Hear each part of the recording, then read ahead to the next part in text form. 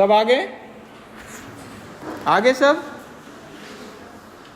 चलिए देखिए, तो सबसे पहले हमारा डायरेक्ट मटेरियल वेरिएंसेस में क्या है, मटेरियल कॉस्ट वेरिएंस।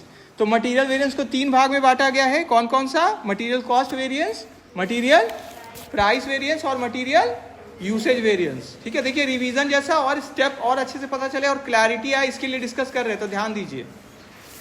तो हमारा मटेरियल कॉस्ट वेरिएंस का क्या फॉर्मूला है? टोटल, क्या है पहला? Total standard cost minus total actual cost. Total है, उस पर ध्यान देना है, मतलब मेरा क्वांटिटी रहेगा किस में? टोटल में। और आगे भी जितना फॉर्मूला आ रहा है, क्वांटिटी हमेशा किस में जा रहा है? टोटल में। क्लियर है सबको? जैसे मटेरियल प्राइस वेरिएंस में भी क्वांटिटी किस में जाएगा? टोटल में। यूसेज वेरिएंस में भी क्वांटिटी किस में जाएगा? टोटल, चाहे वो स्टैंडर्ड का क्वांटिटी हो चाहे एक्चुअल का क्वांटिटी हो। क्लियर है? तो ध्यान दीजिए, क्वांटिटी किस में है? टोटल में है, ना कि एक यूनिट के लिए। क्लियर है? नहीं तो क्या होगा, अगर ये ध्यान में नहीं रहेगा टोटल, तो क्या होगा, लगेगा एक यूनिट पे कितना मटेरियल लगता है, तो उससे क्या होगा, मेरा सॉल्यूशन गलत हो जाएगा। क्लियर है? तो फॉर्मूला फिर से बोलिए, क्या है? Total standard cost minus total actual cost. किसका फॉर्मूला है ये? Material cost variance. तो अगर कोई बोले कि मटेरियल का कितना वेरिएंस आया, मतलब क्या बोलना चाह रहे हैं वो? Cost variance. क्लियर हो गया? तो इतना ही है आंसर। मटेरियल कॉस्ट वेरिएंस का फॉर्मूला लगा दिए, total standard cost minus total actual cost. और टोटल स्टैंडर्ड कॉस्ट क्या हुआ? Standard quantity into standard price. ठीक है? और minus actual quantity into actual price. फिर से ध्यान दीजिए, क्वांटिटी किस में है? टोटल में है। और प्राइस किस में है? एक यूनिट का। क्लियर है? सबको क्लियर है? तो क्वांटिटी इनटू प्राइस ही तो वैल्यू बनता है, मतलब कॉस्ट बन जाता है। क्लियर है? यहां तक क्लियर है सबको?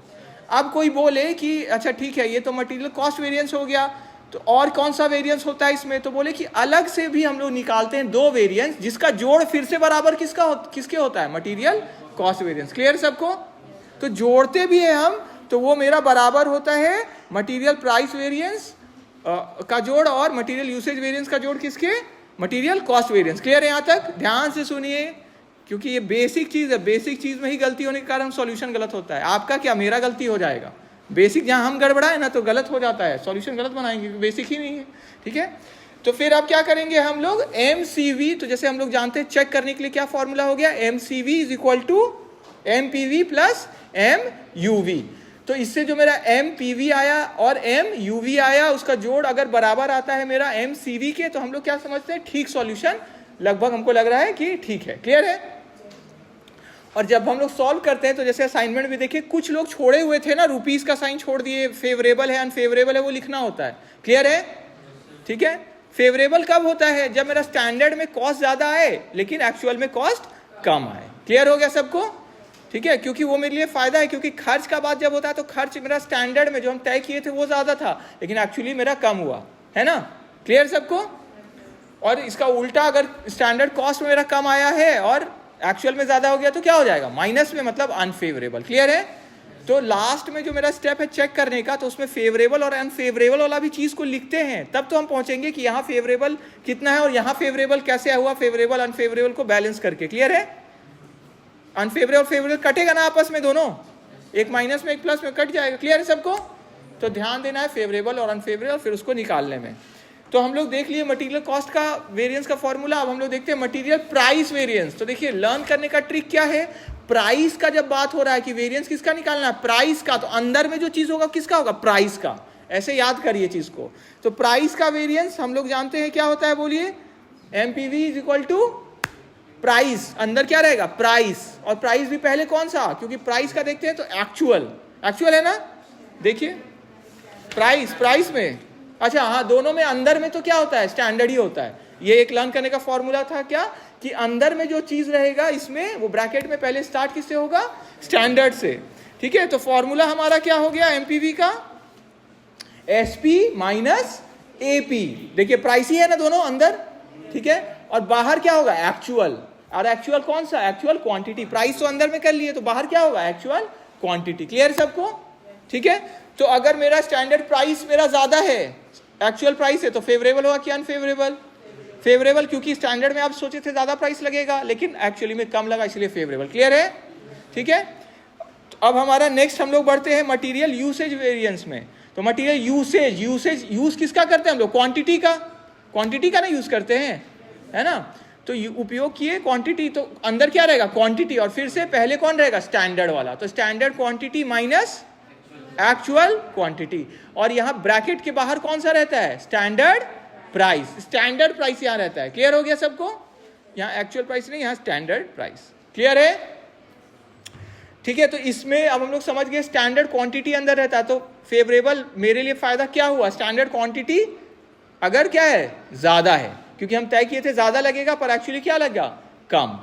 तो मेरे लिए क्या हुआ? फेवरेबल। क्लियर है? एक्चुअली ज्यादा लग गया तो अनफेवरेबल, मतलब माइनस में चल गया तो अनफेवरेबल। क्लियर है? बोलिए सबको क्लियर है? फिर लास्ट स्टेप तो चेक करने वाला है, तो उसमें MCV is equal to MPV plus MUV. Clear है सबको? तो ये होता है सिंपल केस, जब हम लोग को बस डेटा दे दे और बोले कि इसको फाइंड करो, जैसा हमारा इलस्ट्रेशन 1 में है। साथ में इलस्ट्रेशन 1 को भी देखिए ताकि आपको अच्छे से समझ में आ जाए। इलस्ट्रेशन 1 में क्या किया हुआ? मटेरियल कॉस्ट वेरिएंस, प्राइस और यूसेज वेरिएंस निकालिए। स्टैंडर्ड क्वांटिटी दे दिया गया, स्टैंडर्ड प्राइस दे दिया गया, एक्चुअल क्वांटिटी और एक्चुअल प्राइस दे दिया गया। तो इसमें कुछ अलग कोई डेटा हमारा नहीं है, लॉस हुआ इतना या कुछ ऐसा। तो हमको क्या करना है? बोला गया मटेरियल कॉस्ट वेरिएंस निकालिए, प्राइस वेरिएंस निकालिए और यूसेज वेरिएंस निकालिए। तो हम लोग सीधे उसका डायरेक्ट फॉर्मूला लगाए और निकाल दिए। क्लियर है? ये सबसे सिंपल वाला था। इसी तरह सेम है हमारा इलस्ट्रेशन 2, ये भी क्लियर है? सेम ही चीज है। एक एक इसलिए डिस्कस कर रहे हैं ताकि आपको अंतर भी दिखे उसमें। ये रिवीजन भी हो गया इस चीज का, और अच्छे से कैसे सीखते हैं उसका भी एक तरह से फ्लो पता चल रहा है आपको। ठीक है। फिर इलस्ट्रेशन 3 में देखिए, इलस्ट्रेशन 3 में भी चीजें वैसे ही है। आपको इसमें बस पैरा केस स्टडी का क्वेश्चन दे दिया। केस स्टडी क्या होता है? कुछ बताते हैं आपको, थोड़ा एक सिनेरियो देते हैं। 1 2 क्या था? डायरेक्ट क्वेश्चन था, स्टैंडर्ड क्वांटिटी इतना, स्टैंडर्ड प्राइस इतना। क्लियर सबको? इसमें देखिए लिखा है एक मैन्युफैक्चरिंग कंपनी में स्टैंडर्ड क्वांटिटी और स्टैंडर्ड प्राइस इतना इतना फिक्स किया गया, और एक्चुअल क्वांटिटी इतना कंज्यूम हुआ और एक्चुअल प्राइस इतना था। उसी चीज को जब कोई कंपनी, कोई व्यक्ति इसका उदाहरण देके बोले तो इसको क्या बोलते हैं? Case study. क्या बोलते हैं? Case study. ये डायरेक्ट क्वेश्चन नहीं है आपका, केस स्टडी है। मतलब अब आपको निकालना होगा कि क्या है स्टैंडर्ड क्वांटिटी, क्या है स्टैंडर्ड प्राइस, और फिर एक्चुअल और एक्चुअल क्वांटिटी प्राइस, और उसके बेसिस पे हम लोग सॉल्यूशन फाइंड करेंगे। बोलिए क्लियर है यहां तक? ठीक है। तो अब इसके बाद हमारा फिर क्या है? तो इसमें भी क्योंकि डायरेक्ट हम लोग सारा फाइंड कर लिए, तो डायरेक्ट फॉर्मूला लगा के इसको निकाल लिए। फिर है देखिए हमारा इलस्ट्रेशन 4। इलस्ट्रेशन 4 में भी देखिए केस स्टडी के जैसा है। इसमें बोला गया एक स्टैंडर्ड कॉस्ट एक प्रोडक्ट का शो करता है कि एक यूनिट में कितना 5 यूनिट लगता है रॉ मटेरियल का, जिसका दाम है 4 रुपया ईच का। तो आपको एक पीरियड में मान लेते हैं 4000 यूनिट्स प्रोड्यूस हुआ है, जिसमें मेरा इतना यूनिट्स ऑफ रॉ मटेरियल लग गया, 20,250 लग गया। तो ये क्या है? एक्चुअल हो गया ना ये। तो ठीक है, ये एक्चुअल डेटा आपको दिया गया, और जिसका कॉस्ट भी दिया हुआ है एक्चुअली 1,01,250 इतना कॉस्ट लग गया। तो अब आपको क्या निकालना है? मटेरियल कॉस्ट प्राइस और यूसेज वेरिएंस निकालना है। तो फॉर्मूला तो वही लगेगा, पर इसमें सारा डेटा आपका गिवन नहीं है, आपको फाइंड करना है। जैसे क्या फाइंड करना है? स्टैंडर्ड क्वांटिटी इतना, एक्चुअल के लिए कितना लगता। आपका जो स्टैंडर्ड क्वांटिटी होता है वो किसके टर्म्स में होना चाहिए? एक्चुअल क्वांटिटी के टर्म्स में। जो एक्चुअल क्वांटिटी कौन सा? मतलब एक्चुअल आउटपुट कितना आया है मेरा। अभी जो किए थे ना डिस्कस हम लोग, एक्चुअल आउटपुट कितना इसमें लिखा हुआ है, कितना यूनिट्स है? 4000 यूनिट्स। तो एक यूनिट में स्टैंडर्ड क्वांटिटी कितना लगता है? 5। तो 4000 यूनिट में कितना लगेगा? इंटू कर देंगे, तो कितना आया मेरा? 20,000 यूनिट्स। जबकि एक्चुअली तो स्टैंडर्ड क्वांटिटी तो ये आ गया, जबकि एक्चुअली कितना लग गया? 20,250। क्लियर है सबको यहां तक? ठीक है, यहां ध्यान दीजिए, बाद में मजाक करिएगा। ठीक है, ठीक है। तो 20,250 एक्चुअली लग गया हमारा। तो मेरा अब, क्योंकि अब मेरा क्या हुआ, इसमें हम लोग क्या फाइंड कर लिए? स्टैंडर्ड क्वांटिटी फाइंड कर लिए, क्योंकि स्टैंडर्ड क्वांटिटी हमको किसमें चाहिए था? टोटल में। टोटल में इसमें नहीं दिया होता, एक यूनिट का दिया होता। क्लियर है?